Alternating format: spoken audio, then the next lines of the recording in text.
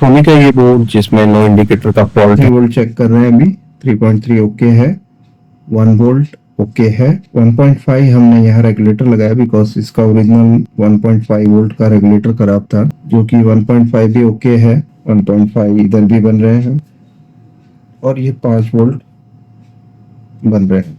तो यहाँ पर बोर्ड पे सभी सप्लाई ओके हो गई है।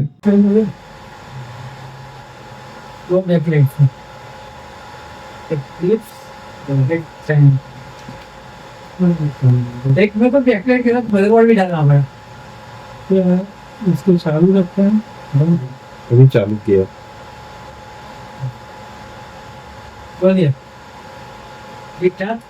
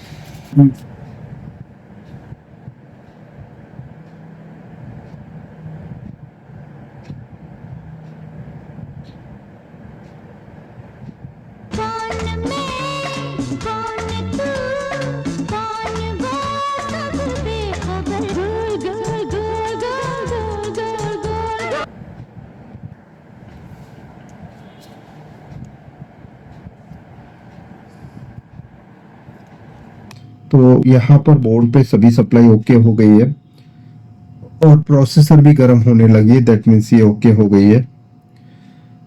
ईएमएमसी की रिबॉलिंग की और हमने सॉफ्टवेयर डाल के देख लिया।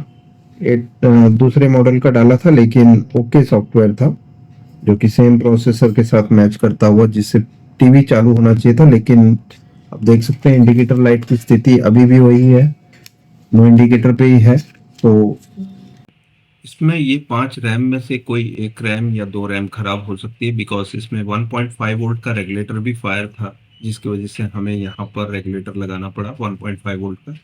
और ये प्रोसेसर में भी जाती है, तो इसमें रैम और प्रोसेसर दोनों का ही फॉल्ट होगा, जिसकी वजह से ये अभी चालू नहीं हुआ।